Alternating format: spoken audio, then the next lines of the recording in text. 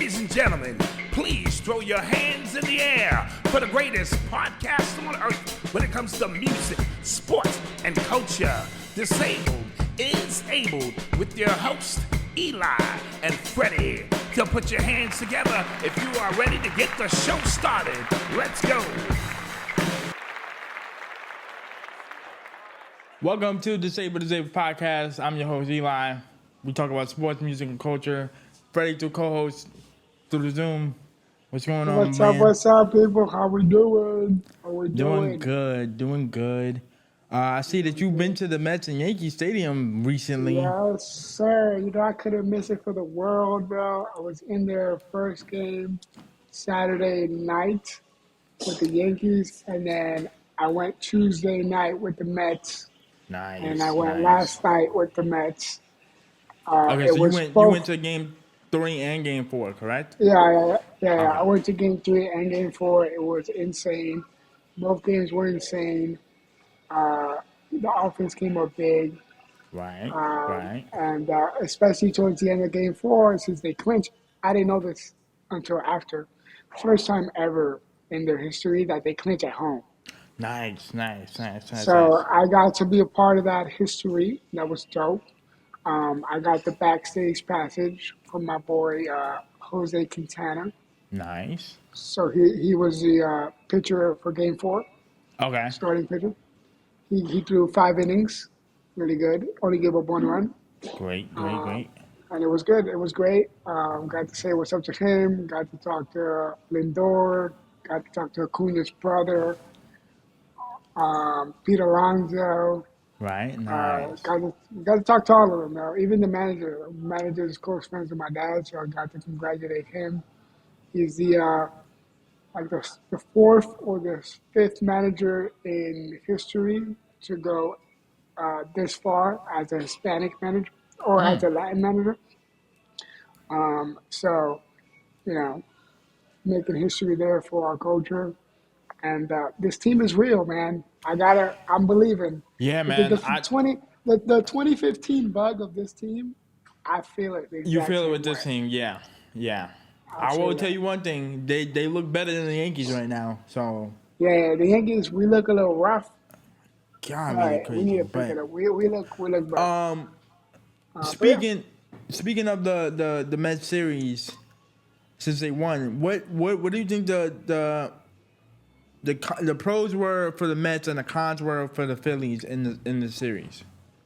That's a great question. So pros for the Mets, they didn't give up.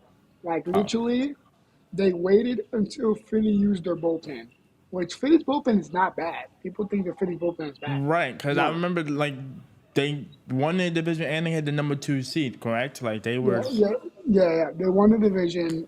I think what hurt them, which is what I keep saying, this 1 week layover of not playing in the middle of October, like the beginning of October, when the weather's getting a little chilly, right. Like you get cold quick, especially late. Pitchers are probably the first people who get cold like really fast. Right. So like, they do their job and they practice and they simulate like game situations and stuff like that, like at home, as they're waiting. But it's not the same. Like they're not gonna play with that intensity because they don't want anybody to get hurt. I think the rest time should be cut to at least 3 to 4 days max. Right. Like it shouldn't be a whole week. Like it's pretty insane. Now I think that's what the Phillies. Right. Go ahead. What also hurt the Phillies, their bullpen, even though it's good on paper, they did give up 16 or 17 earned runs in the last 3 innings every game. Okay. Especially that game 2, where they barely came out with that win, where they tied it up. But then game 1 they gave up the late runs. Yeah. And then even game 3, they just couldn't find their bats. Like if it wasn't Harper or Castellanos, they couldn't do anything. Like Schwarber, he was non-existent. He kept striking out. It's either he hits on front or he strikes out. Like right. How was their offense wasn't. They weren't doing the little things. Was Turner playing in the series as well, Yeah, or Turner was playing. Turner, like he would do something, like he would draw walks, like he would do like the little things, but again, he wasn't like producing. got you? He would get a hit here and there, you know what I mean? But it wasn't like an impactful hit. So it's sort of like Soto for the Yankees. Like Soto keeps Yeah. getting walks, but he's not getting no production out of the Royal Series. Out of the bat, yeah, exactly. Because of like, Yeah. whenever Trey would do something, Harper would either ground out, strike out, or you know what I mean? Like, there's no point of you doing something if you're giving them an opportunity to score, but they're not doing anything. So, Gotcha. and the Phillies. That's why I gotta say you gotta be careful what you say in this game because, especially when they clinched, their owner was bragging and he was basically saying like, "It's time to go get my ring. Like this is the year to get my ring." Oh, the Phillies owner. Yeah. Like he was in the clubhouse Oh, celebrating, and he was like, he was like, "It's time to get my explicit word ring." right, right, And that went viral, obviously. So people were right, like, "Oh, it's not." right. So like, Okay, not so to say that like he kind of impacts poked the the bear game a or little anything. bit before He the poked the series bear. even started. Got They you. put the bear. And to be Yeah. fair, like the Mets, you got to give it up to the Mets too, because the Phillies starting pitching did a pretty good job. Uh, After game, 1 and 2, they kind of locked down for 3 and 4. They Right. didn't give up as much. They So didn't give. was They it made. They so made. it was just their bullpen It then? was. It was their bullpen, to be honest with you. It was their Gotcha. Okay. bullpen, and then Mets relentlessness of like they kept passing it on to the next guy. Like they would draw a walk, and then they would bunt, and then they would like walk in closer and try to get like hit by a pitch. Like they would do like the little things. Lindor, like he was practicing how to like get a better lead.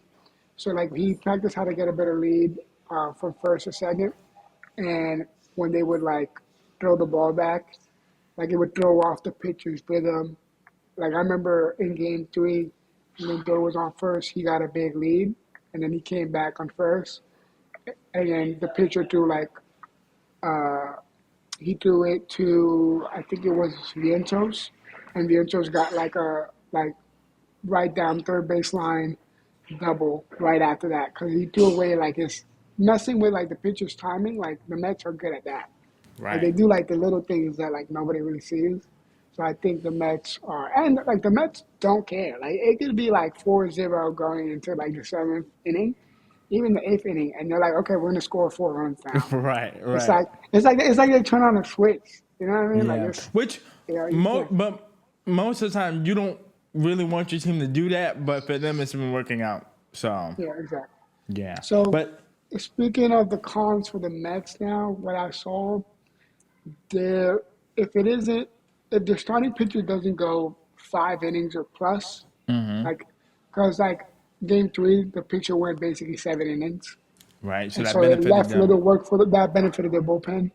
So if the pitcher doesn't go at least 5 innings or more, they get in trouble because their Gotcha. bullpen isn't as strong.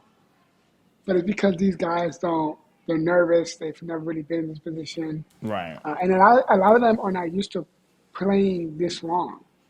Right. So that's Okay. another factor too. Like you're used to being home by the end of September. You're not used to playing In another October, yeah. extra 3 weeks. Yeah. So a lot of Yeah. that factors in.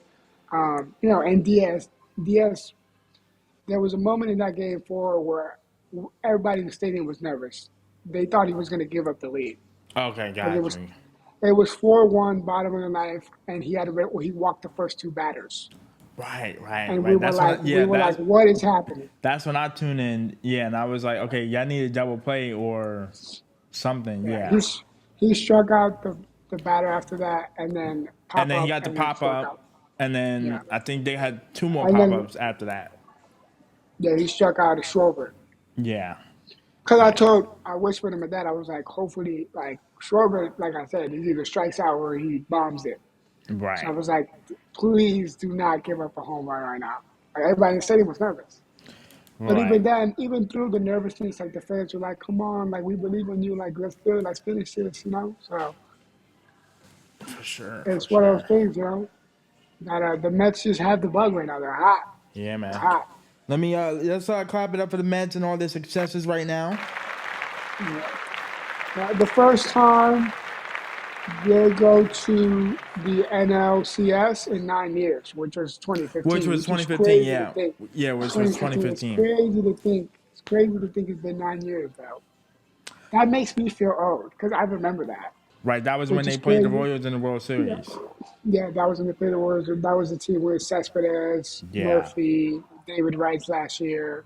Right, right, Uh, right. yeah, so it's crazy to think that because I remember that vividly. Like I was in high school.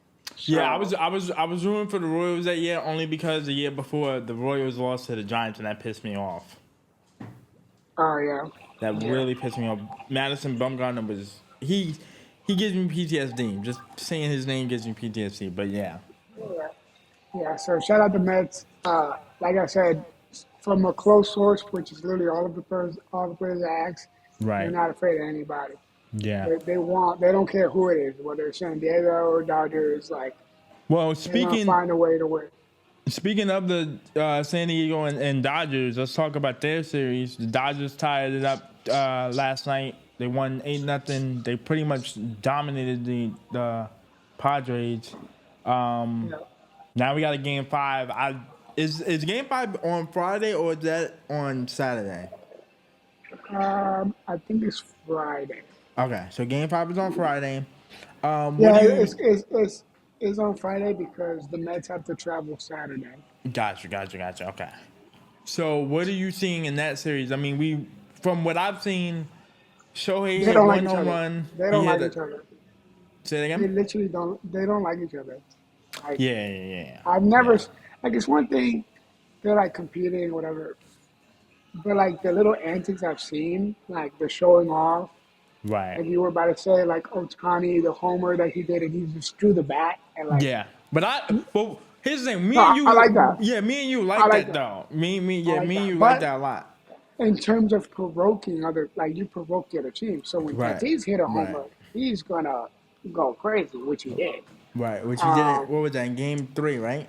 Again, doing it, and Right. then like the showboating from fans, like players interacting with fans, um, and then like Manny Machado, he threw a ball, like he threw a ball to the Dodgers Towards it. manager, Yeah. towards Dugout. the Yeah. I saw that. towards the dugout, and then they asked him about it, and he was like, yeah, like he did that on purpose, like if he tried to hit me, like that's very disrespectful, and I was like, damn, like. Yeah. That's crazy. Mookie Betts So hit a home run. I think yesterday that almost looked like that was going to get robbed again. yeah, I'm gonna take the Dodgers in Game 5. I think because they're gonna be at home, it's gonna be hard for the Padres to go into LA again and try to steal one. I think the only chance the Padres to me had was last night, and because they won in dominant fashion, I think the Dodgers are gonna close it out at home. What do you think? I think San Diego. I'm gonna pick San Diego, just because I don't believe in Dodgers pitching. Okay. Yeah. It's like it's either starting pitching does really good or you guys rocked. Right. So we don't know what that's gonna look like in terms of Game 5. And to me, San Diego has the best bullpen in this postseason. Okay. And this So, entire gotcha. so I don't have to worry about like their bullpen not coming up clutch or not like getting a good out. I just have to worry Right. about their offense not matching the Dodger offense. Well, you So might be right because the Dodgers don't really come up clutch when you need them to. that's what I'm saying. That's what I'm Yeah, saying. so we'll So see. But we'll and definitely tune in. and I would kind of like because it would be big T. Like, oh, Otani, he 50-50 here, and then he got bounced off Right, first round. So that's that, true. like that would be That's true. crazy. So Because the and same thing is happening to Judge. He's not producing in the postseason after hitting 58 home runs. yeah, which is worrisome. Right. But I'm really not worried about it because like, well, we got Juan, we got like Jazz, like we have other hitters. Like No, I don't but worry about. that's the thing. They're not hitting it well either. That's what I'm saying. That's what I'm saying. you know. Besides Stanton hitting it, well, we'll get to that in a minute. We'll But get to Yankees and yeah. okay, But so yeah, you're taking so the Padres. I got San Diego. You got San Diego. I in this. have the Dodgers. Okay, so we'll see who wins that on We'll see Saturday who's the good. on Friday. let's go into the Yankees. Yankees go up 2-1 against the who did I put? Oh, I'm Kansas sorry. City. The Royals, they won Game 3. Thank God for Giancarlo Stanton for hitting the home run in the bottom of the 8th. Top of the 8th. Man, listen. Your boy, Patty Mahomes is there. Yeah, he was there. He was in the building. He was there. When it comes to baseball, I don't really pay attention to Patty Mahomes unless it comes to football. But that's beside the point. Our bullpen very much concerns me this entire series. I don't know what's going on. I don't know why. It's not the bullpen. To me, not the bullpen is Boone. Like Boone picking and choosing. He worries me because he likes who he likes and he doesn't go off of that. Okay. Like when you know you need, like let's say we in this situation, we need this left-hander to get this out. Right. He's not gonna he's gonna be like, oh no, let's just put this guy because I like this guy, or like I trust this. You know, so like he's not. So you're saying Aaron Boone is not a good strategist in terms of reading the matchup properly. I just think, honestly, not gonna lie to you, I just think he gets a little lucky when he pulls like one of those like, oh, I'm just gonna do this, and then the picture pans out to does his job. Yeah, pans out to work, and then everybody's like, oh my god, he's a genius, and I'm like, now I wouldn't have done that. I understand in the postseason, your hitters are not going to get major hits and home runs, especially if you're a home run hitting team like the Yankees. I get that because starting pitching and bullpens show up in the postseason when they need to. And unfortunately, besides Stanton, I don't really see any major hitters. Maybe Torres is showing up a few times. But Torres did show up because game 1 he hit that home run. He hit that home run, yeah. Haven't seen a lot from Soto, but Soto has, like we said, gotten a lot of walks. So he's been getting on base. He just hasn't been getting hits. Soto got a double and then didn't. Like game 1, he got a double. Right. Twice. And then they've been just kind of pitching around him since then. Yep, and then he's been great on defense. He threw somebody out at home game 1. So, I'm sorry, but whoever our second. Is it our shortstop or our second baseman? The one who keeps overthrowing the bases when we need. That's Volpe. Yeah, Volpe he needs to please stop throwing it over the head because I watched 2 games now where we've had somebody on first base and it's clear. Just throw it to double. He gonna throw it to first baseman. That's a double play. He overthrows it. He did it last night. They hit it. All he had to do was throw it to first. Doesn't get the out at first because he overthrows it.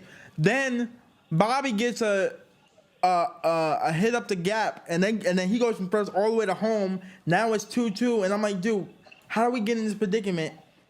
Our infield is the one that concerns me. Besides, also the pitching, I don't know what's going on with that. Why do we have him there in that situation, bro? Because you know more than me in terms of our setup between third baseman I'm fine with, first baseman I'm fine with, but that shortstop to second baseman is the weakest link to me in our infield.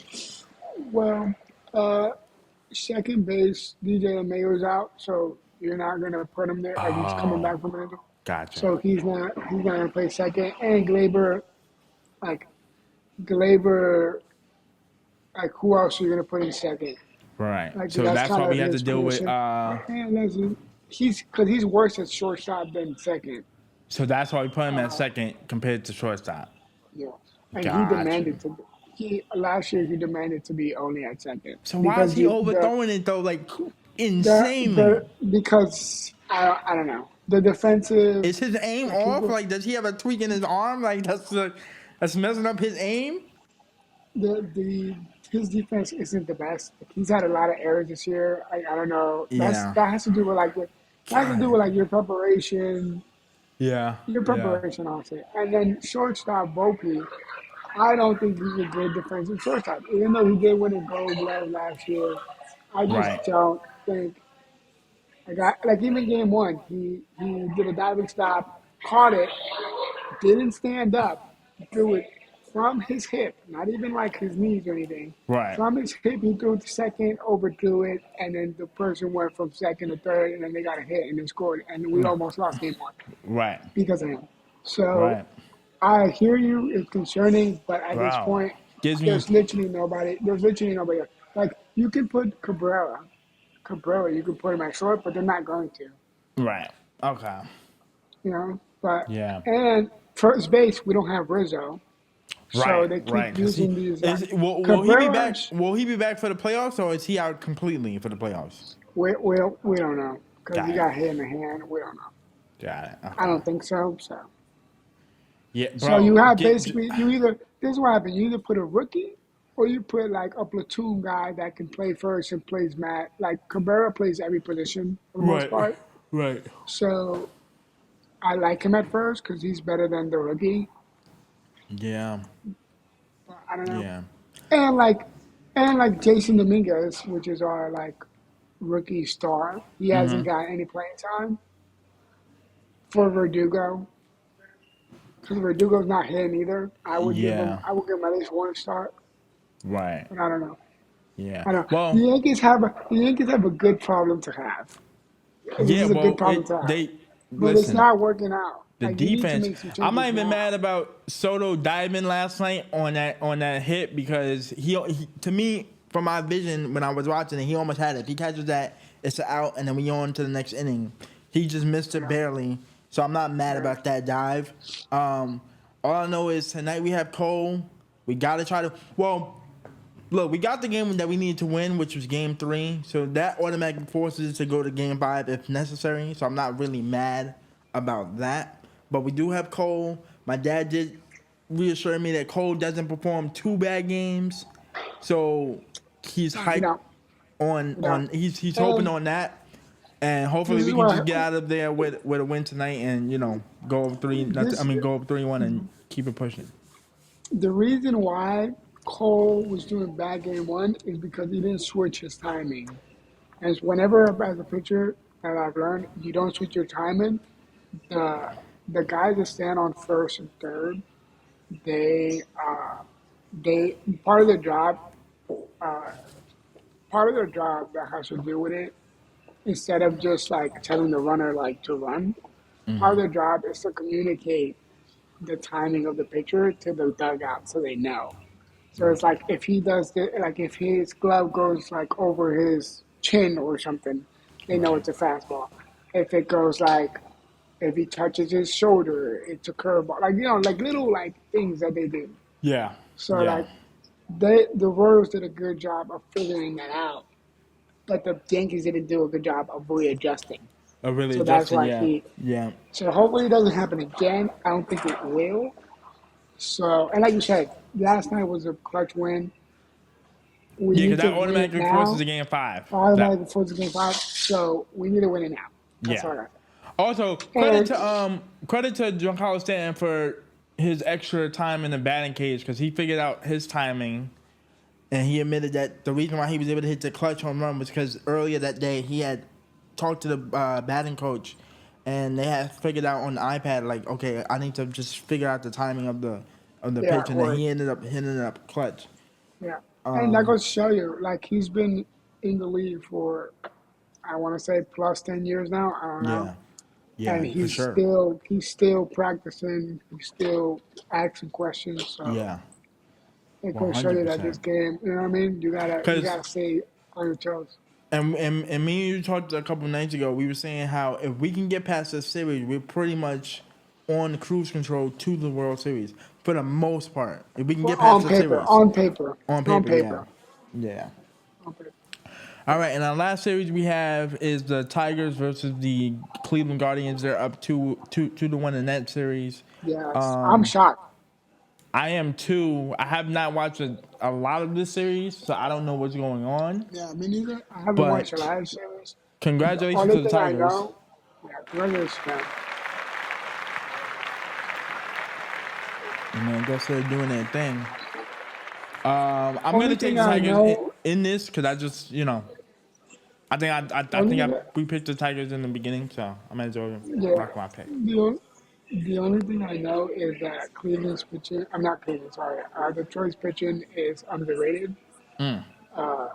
and they're hitting. They're like they play very situational baseball, which is like if we get a single, what can we do to move them second? Do we Right. bunt it? Do we get another walk? Like they play that game. Like they'll take their time. Like they're not looking to homer. They don't really homer like that. They just play like inch by inch. You know what I mean? Because they know they don't have like home run hitters.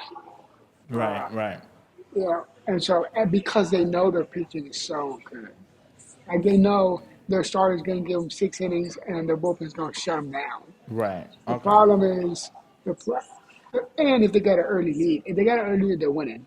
If Gotcha. they're like losing and they got to catch up, it's not happening. And that's why Cleveland won game one because they Game had one, a yeah. crazy, Yeah. crazy lead and they couldn't score. So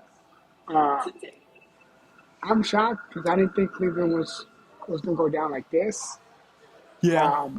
But I'm going for Detroit. So Okay, so yeah, so as a Yankee fan, who? Yeah, I was gonna say as a Yankee fan, who should we be rooting for? Like, who's a better matchup for us? low key Detroit. I feel like we could beat Detroit. Okay. Just because Cleveland, they have potential to like score 8 runs on us on any given night. You know what I mean? Right. Right. Okay. Detroit, I at least know that if they're gonna score, it's gonna be scrappy. Like they're gonna fight for the run. Gotcha. Gotcha. Okay. So at least the scoring damage isn't gonna be like 6. You know what I mean? Where like the game is tied, let's say 2-2, and then they score 4 in 1 inning. Like I know that's not really gonna happen. They might score 1, maybe 2 max, and then like shut us down from there on the pitching side. Gotcha. All right.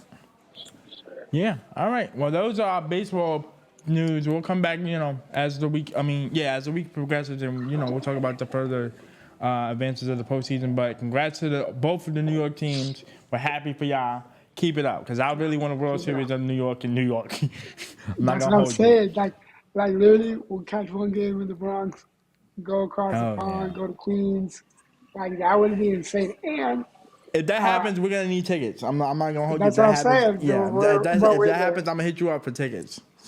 Yeah, we gotta make it work. To either stadium, I don't care, because it's New York. We gotta go to It's one. New York, Yeah. We know our New York team is winning. Right. Okay, so on to NBA, on to NFL news. Our first game we have is the Falcons versus the Buccaneers. It was an overtime thriller. Falcons won 36-30. Kirk Cousins threw for 509 yards, 4 touchdowns and 1 pick. Baker went through for 180 and 3 touchdowns.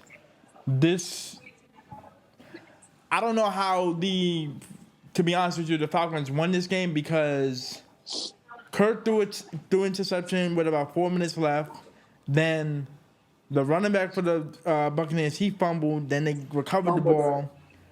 Then they got a field goal to go into overtime. And then at that point, I pretty much knew the winner of the coin toss was going to win the game, which unfortunately the Falcons won the coin toss.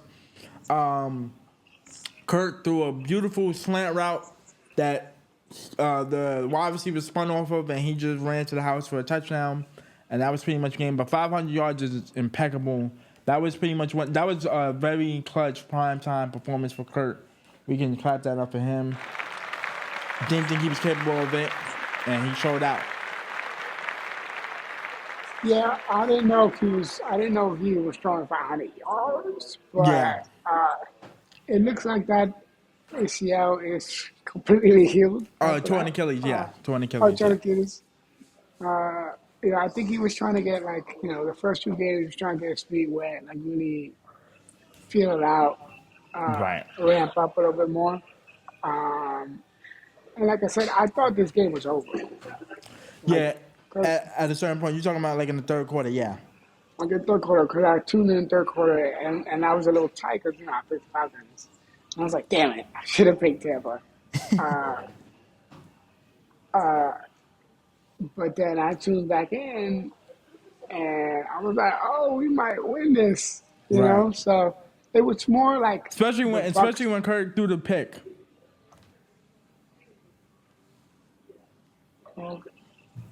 Yeah, for sure. Especially when Kirk threw the pick, I was like, yeah, this is over. Yeah. I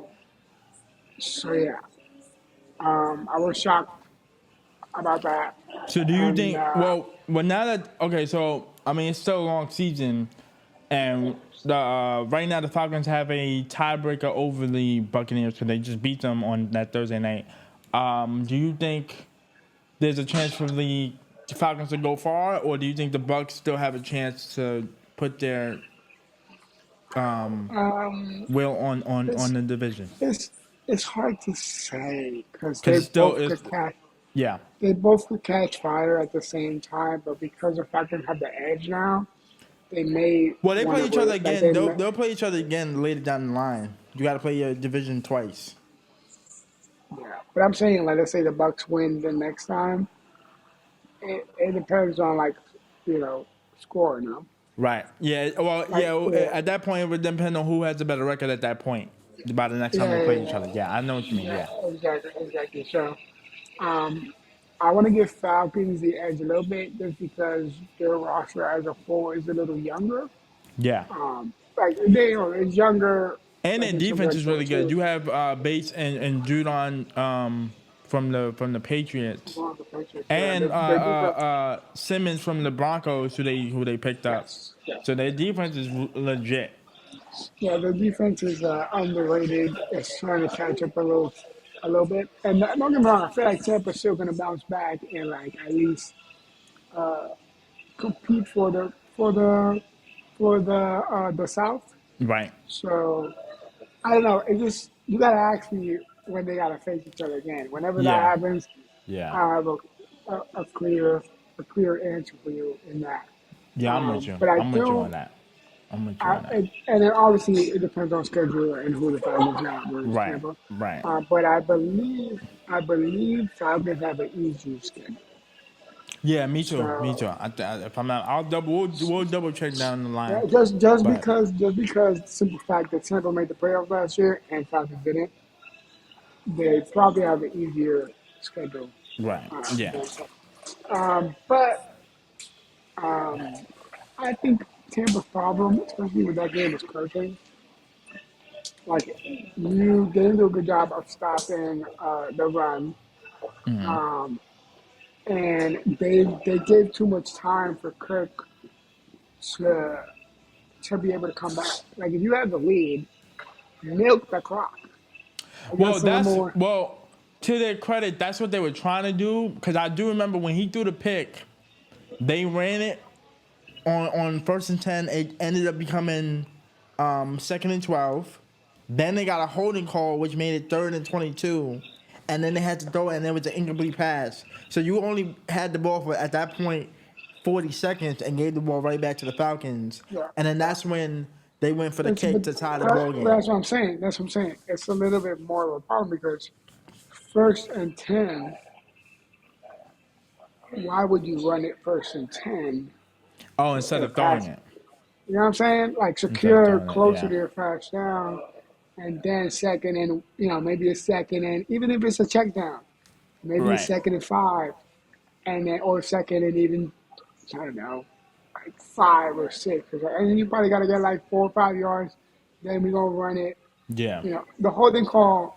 At least if you still get the holding call, it's not 3rd and 20. 22. It's Yeah. at least It's not 3rd and it's 22. third and like 15, which is Right. like all right at this point. Yeah. We can Which is probably better than beat- 3rd and 22. So yeah, I get what you mean. Yeah.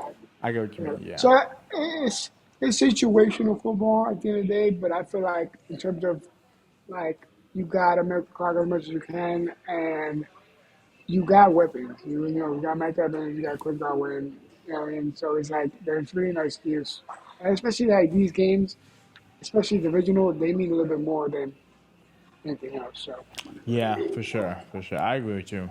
Our second game, we had another overtime thriller between the Ravens and the Bengals. I was very close to picking the Bengals in that pick, but I was stuck with the Ravens. Ravens won 41-38.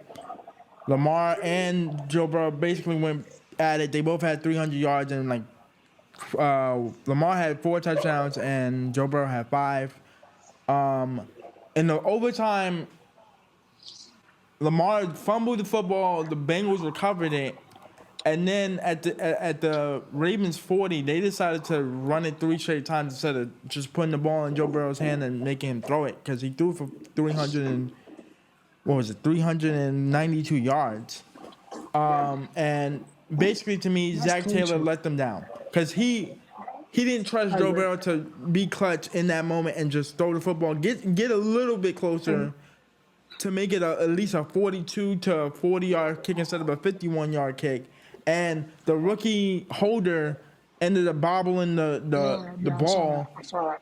and he missed the kick and messed it up. And unfortunately, I don't now the know Bengals what's are going on 1-4. with this coach. So this coach is weird because he does a good job of like later on in the season, he rallies the troops. They're going to run. They're close to making the playoffs. Yada yada yada. But it's the beginning part parts for him. But in the beginning of the season, he sucks. It's just weird. Yeah, and I do agree. I don't like that he don't trust Burrow to be clutch. If he's literally one of the clutchest quarterbacks, in the game, quarterbacks in this league, like what do you? And it's under your watch for the most part. Right. It's been under your watch. He's been clutch under your watch multiple times. Yeah. So I just don't. Like, is that a mix of Taylor? Is that a mix of the offensive coordinator? They like communicate, whatever. Yeah. It's probably a mix a little bit of both, but I think it's a little bit more. Mind you, the defense. Well, the Bengals got lucky because Lamar doesn't fumble the football like that. The only reason why he fumbled was because he was at the line of scrimmage and didn't look at the ball. Like when he clapped his hands, he wasn't expecting the ball to come to him yet, and it came, and he just bobbled it. He wasn't even looking at the ball when he hiked it. So they got fortunate with that, but then Derrick Henry ran for another 50 yards in the clutch and got them into the 10-yard line, and Justin Tucker, one of the greatest kickers, just kicked. Yeah. This is a big win for the Ravens because they ended up winning after going 2-0. They ended up winning 3 straight, so now they're 3-2, and they're in a good position to now reclaim their division. They have the title now. They own the Bengals with that win. Bengals are 1-4. They're in deeper. They're in a deeper hole than they was before now. So now I think Zach Taylor is 100% on the hot seat. If they don't end up winning the next 3 games, he might be out of there. Yeah, I agree. And it's looking like Derrick Henry is the signing of the year. This offseason. Yeah, 100%. 100%. Because now they're starting to figure it out of like how to use him and whatnot. But I will admit there are some games though, like especially I'll put it like this: his first half numbers are bad compared to his second half numbers. Like in the first half, he'll only have like 30 yards, maybe 40, because the run defense is able to stop him. And then at halftime, they'll make some adjustments, and he'll end up getting another 50 or 60 yards in the second half, to where it looks like he ran for $120 or $130, and it looks like sustainable. So that they'll still have to figure out. They need to just figure out his first half numbers. If he can have 60 yards in the first half or like 50 yards in the first half and then another 50 in the second half, I can sustain that. You can't have him have bad numbers in the first half and then good numbers in the second half. Only because the reason why I say that is because if you're in a big hole where it's like you're down by 2 touchdowns, now you got to really rely on Derrick Henry, and the run defense isn't working. I get what you're saying. Sort of like Mahomes, like when they have that like lead, then you gotta rely, on the comeback. Sort of right. Especially if like the Chiefs have a 10-point lead, you don't want Mahomes throwing a pick to give up 7 points, and now you down. Now you're only up by 3 when you were just up by 10.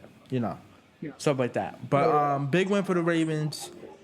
I think, to me, I'm gonna be honest with you. I called it last week, but I think the Bengals season's over. I don't think they're gonna make the playoffs now. Yeah, me too. I think it's over. I think Zach Taylor is going to be the even though their schedule becomes a little bit easier, and a lot of people are picking the Giants. We'll get to that. A lot of people are picking the Giants on Sunday to beat the Bengals. Yeah, for sure. And our last game we had was Monday night. That was the Chiefs versus the Saints. Chiefs won 26-13. Patrick threw for 331 yards. They pretty much just had their fun out there. He didn't really have to put up. He didn't get no touchdowns, but they pretty much controlled the tempo of that game from the jump. They did some trickery, like, Wildcat offense to get the 2 touchdowns that they needed, and then that was pretty much the game. Derek Carr, he threw for 165, 2 touchdowns and a pick. That first pick was crazy because that ball was up there way too long. And now Derek Carr has an oblique injury that's going to keep him out multiple weeks off of that last throw that he threw. But other than that, the Chiefs are 5-0. They're going into the bye in good shape. They got to come out of the bye and face the 49ers in Week 7. So we'll see how they perform. I think the Saints are going to be definitely in trouble because now you have to deal with. Well, one, you started out 2-0. Now you lost your last 3 games, and now the Bucs and the Falcons are starting to get their stride together. So now you have to. There's no small error for mistakes. Is what I'm trying to say. Yeah. And they're one of their star receivers, Olave or Leader. I know you're talking about. Yes. He only had 1 catch. Yeah. Shout out to the Chiefs secondary for that because they locked that boy down. Yeah, one catch for 4 yards. Yeah. It's not good enough. And his brother shouted the team out on Twitter. He was very upset about that. Yeah. So the Saints, I wasn't even believing in the beginning of the season. I thought it was a little bit of a fluke. I wanted to see, like, facing like a better opponent, see if they was going to keep it up. Right. They clearly haven't. And this affects your potential trading for Devontae Adams because he wants to go there. See if he wants to go there. That's the second. Yeah, that's the second option behind the Jets. Yeah. So this is looking, it's looking like another bad season for the Saints. Yeah. And like you said, man, Chiefs are 5-0. We beat who was in front of us. Right. Speaking of the Chiefs, thank you. Because Rashee Rice is out, it's official. He's out for the season. It's not an ACL tear, but he did have to have surgery on his knee. They will make a trade for either. Huh? He's out for the season. Yeah, he's out for the season, but it wasn't an ACL tear, which we kind of knew that though. Well, because they said like 48 weeks or something like that. Yeah. Damn. But honestly, I'm gonna be honest with you. I'm just glad it's not an ACL tear, because then that would have been a worse repair for him to have in the surgery room. But it was just an LCL. It was something with his LCL, but not his ACL. But they will because of that, they will 100% make a trade because they need to have another wide out there. I'm thinking they either I'm hoping they go for George Pickens because I'm hearing that he's not looking good in Pittsburgh, and they might trade him, or they might go for DeAndre Hopkins from the Titans. But I really want Tyreek Hill back, but only one can hope. Only one can hope.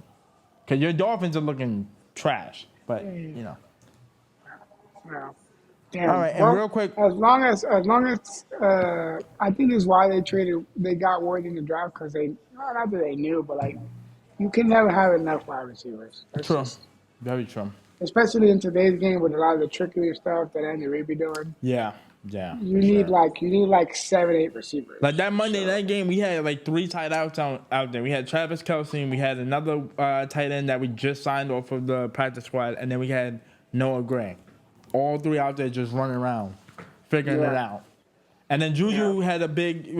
Finally, Juju had a great game. That's what I'm saying. Jesus, he had a great game. Oh my lordy. But anything else before we get into the Jets news that you want to mention about this game? I'm just happy because before the season started, we literally went through Kansas City's schedule. Yes. Schedule, and we chucked off like, okay, they may lose this one, so we're probably gonna start off like 3 and 2 and like 2. Yeah. And we gotta figure it out. But literally, this is the best case scenario, 5-0. Yes. Going to the bye.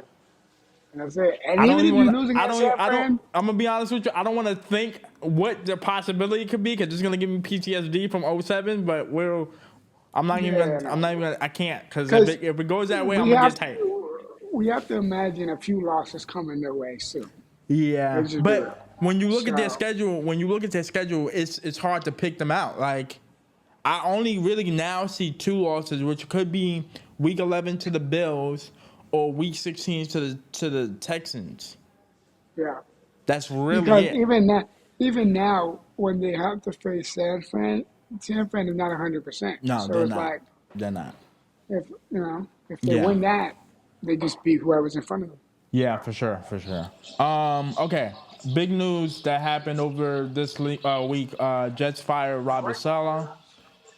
They say And that today they got rid of Hackett, they did get rid of Hackett. I think they got rid of him which though I was shocked. with the offensive. I don't think they got rid of him off of his staff, but I think they don't have him. Wait, did they get rid of him or did they just remove him from the offensive coordinator role? I don't know. That's a good Okay. question. I feel like it's the second one more than the first one. Got it. Okay. But they fired Robert Saleh. I think it was too early, but I did hear reports of the owner wasn't happy with them losing in London, that game to the Vikings, and we all know that. Especially because that's an international game. Right, that's an international game, and I guess he wanted to show off with his friends and try to win that game, and they just didn't. And I think ultimately, underneath the surface, Aaron Rodgers was not happy with Robert Saleh for the first 5 games of the season. We clearly saw that after game 1 when he pushed him when they tried to go in for the hug, and he was like, get the fuck off me. But to me that was a Aaron Rodgers call. I know people don't want to say it was, but to me it was. Yeah, they're not gonna say it. They're not. Gonna say it. But I did hear reports that Robert might go back to the San Francisco 49ers and go back to their coaching staff. I don't know Defense. if he does that. That helps their defense because their defense has been struggling since he left. So we'll see what happens. But shout out to the coach. We'll hope that he gets another job. I'm pretty sure he will because NFL looks out for their own and they don't really let you struggle for too long. Yeah, especially like when you really look at it, he got fired based off 2 plays. Because technically the Jets should be 4-1 right now. Right. They lost against Denver because of the missed field goal. Yes. That's not Robert Saleh's fault. That wasn't. And then they lost against the Vikings because Aaron Rodgers overthrew the slant route. To Mikey Williams. You're talking about the Stephon Gilmore. Yeah, the Stephon Gilmore kick. Yeah. So he beat him. He was 1-on-1. Aaron Rodgers clearly overdrew that by like 7. It wasn't even close. For sure. And he didn't catch it. And unfortunately, Aaron Rodgers is not going to take the blame. He doesn't take accountability for his own actions. No. He never does. No. And let's be real. Aaron Rodgers has been below average quarterback. You talking about for the first 5 games? Yes. Yes, he sucks. Yeah. He literally sucks. He looks old. Yeah.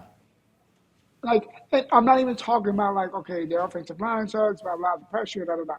No, that's bad too, but he just hasn't performed. I'm saying that is bad. That is bad too. But I'm saying in the moments where like you have a split second where like the offensive line is actually doing their job and you have a clear, 3 Mississippi, 4 Mississippi seconds, right, and you have a clear shot to make a clear throw and you still overthrow it, you're looking bad. Yeah, for sure. Yeah, to be fair, their defense is top 5 in the league.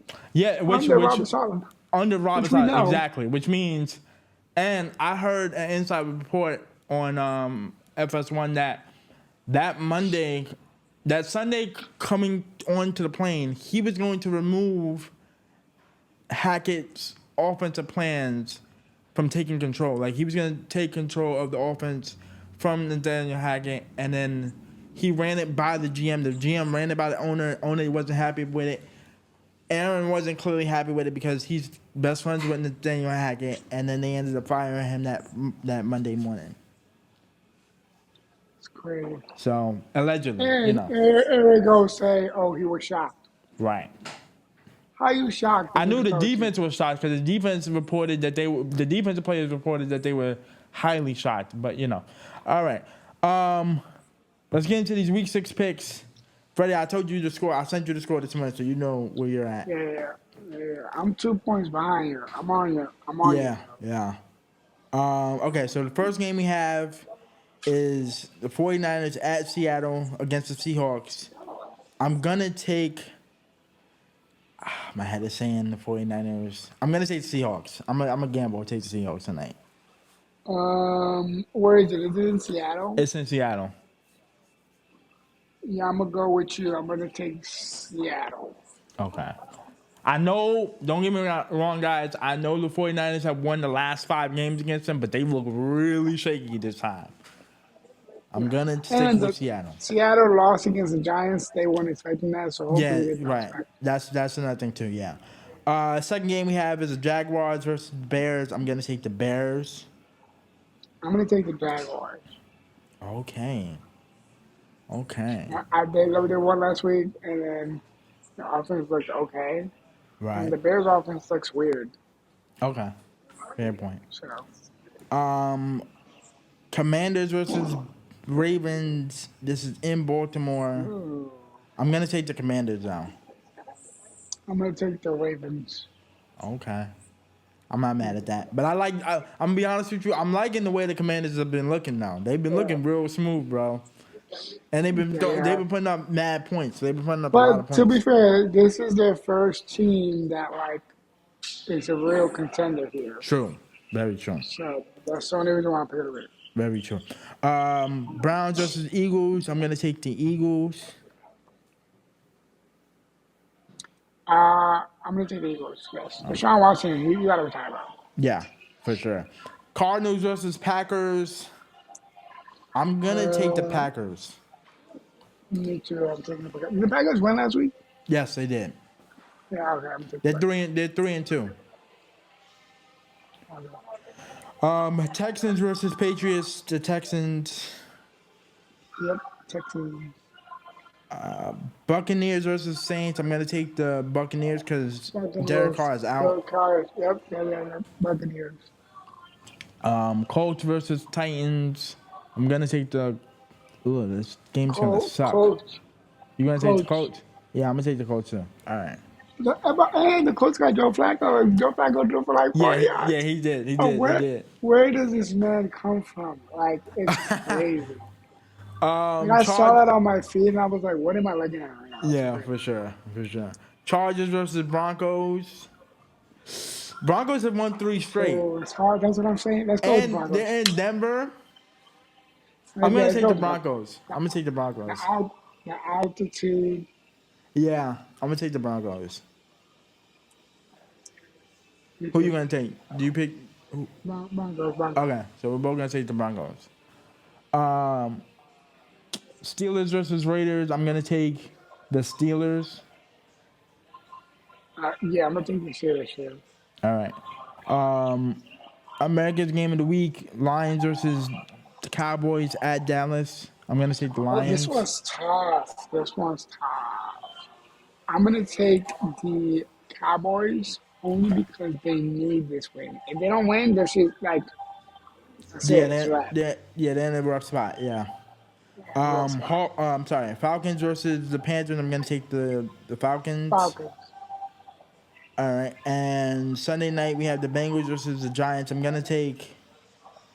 Bengals have to win this. I gotta take the Bengals. They have to win this if they want to stay alive. I'm going to go Jets. Giants? Giants with the upset, yeah. And Even though I Monday- agree with you, the Bengals need this win. Yeah.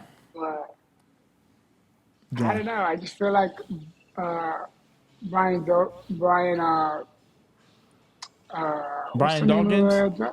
Yeah. Yeah. He figured out a way to win against Seattle, and I feel like he's gonna figure out a way against the Bengals because the Bengals cannot stop the run, and that's literally all the Giants do is run because they suck at throwing. Yeah, and I think, and I believe Neighbors will play this game. I think he'll play this game. And the last game we have is the Bills. Maybe not, because I think he's still out. Yeah, maybe. Monday night we have the Bills at the Jets. I'm gonna take the Bills. Me too. All right, so we both have the Bills. Because I don't know. Wait, hold on. Actually, let me switch that. Let me go with the Jets. But he wants to go with the Jets. He's gonna switch his pick. I was saying my pick last second. All Last right, second. that's fine. Just because I'm just gonna risk it for a biscuit, and maybe on this random coach that I don't know who it's gonna be. Aaron Rodgers is inspired and they win, and everybody talks about, oh my God, they're gonna make it to the AFC Championship game. That's fair. I'm with it. All right, guys. Only because of that. So that's it. Yeah, I feel you. All right, those are week 6 picks. We'll keep you posted, obviously, for next week's. And that's it. Moving on to culture real quick. Taylor Swift is worth $1.6 billion. Clap that up for Taylor. Y'all know I only really care because she's a Chiefs fan, right? And that helps us tremendously. Other than that, I wouldn't care. But clap it up. She's $1.6 billion worth. She just passed Rihanna, who was 1.4. So they're right there. And then they said Beyonce was worth, I think, 850 million, and Madonna was right below her. So, the top 4 is Taylor Swift, Rihanna, Beyonce, and then I think Madonna. Something like that. But congrats to Taylor. She deserves that. That's a lot of money to be worth. The only thing with these Forbes lists, it makes me think how much would like Whitney Houston, Prince, and Michael Jackson be worth in this day and time with those numbers? Michael Jackson worth like 3 because he owns. Yeah, because he owned that. And I feel like Prince and Whitney would be like right behind him with like 2.1 or 2.5, just because of how 3 those iconic singers were. So it just makes me wonder how much these legends will be worth in our day and time with these type of numbers. Yeah. But congratulations to Taylor. She's and to be fair, she's worth that. Doesn't mean that's what she actually makes. Right, probably makes that's a little bit more, a little bit less. That is true. Well, not a little bit more. She probably makes a lot less than that, actually. Yeah, that is true. But that is true. She would probably make that if she sells her catalog, which she clearly doesn't want. Yeah. She's well, not no, she already, if she bought it, or somebody bought it. Yeah, that whole Scooter Braun's documentary. Braun yeah, for sure. That was genius. By the way, we won't see her, just so I'm talking to the Chiefs fans now, we won't see her for the next 4 weeks. Like week 6 to week 10, we won't see her because she'll be on tour. So don't expect her at Arrowhead anytime soon. But she'll be back for the playoffs. She gotta be there for the playoffs and the Super Bowl in New Orleans. I'm gonna let y'all know we're gonna be in New Orleans already. So I'm not even tripping about it. Other than that, this has been Disabled Podcast. We talk about sports, music, and culture. I'm your host Eli, co-host Fredy to Zoom. Yeah, that's terrible. Go Yankees, go Mets. Yankees play tonight. Let's go, we need a win. Yankees. Let's go Mets. And people on my socials have been saying that I'm a traitor because I root for the Mets. You kind of are. No, I ain't gonna hold you. You kind of are. You kind of are. No. You've been a Mets fan low key since we was 8 years old. Talking about I'm a Yankee fan, but I like the Mets. You've been a low key traitor. I'm with your friends on socials. Fredy has been a traitor. I don't know what to do. He's making me very disappointed. I thought about that upstairs as I was sitting in my room. He's been a Mets fan ever since I've been 8 years old. Listen, my favorite player ever is Carlos Beltran, and he knows this, okay? So. And has he been on the Mets ever since his entire career, or? No, he's an advisor for them. So he's been at the stadium. I saw him on Tuesday. Okay. But what I'm trying to say is, my first love has been Mets because of orange. It's my favorite color. Yeah, whatever. But I root for the Yankees because we win. And I'm a fan of greatness. Why do you think I'm a Chief fan here? I'm a fan of greatness. That's true. But what I'm trying to say is I'm a fan of New York first. Okay? And I want to see Subway Series World Series. I'm fine with it. Well, didn't that happen? Didn't that happen in 2000? The last time they had a World Series together? Yeah. Yeah, I think so. And as we know, the Yankees won that series, yes. Yeah, so I need it to happen again. I need to be alive. I feel you. So I need to win it out. So I'm a root for the Mets. Yeah, I get more perks with the Mets. So I gotta use my perks. That's true. I don't get as many perks as the Yankees as I do with the Mets. That's true. Plus, I can't really talk that much because I'm a bandwagon just like you. So it works out. This is the only exception I bandwagon. Everything else out of why I get bandwagon. It works out. All right, y'all. See y'all soon. Throw your hands in the air for the greatest podcast on earth when it comes to music, sports, and culture. Disabled is able with your host, Eli and Fredy. So put your hands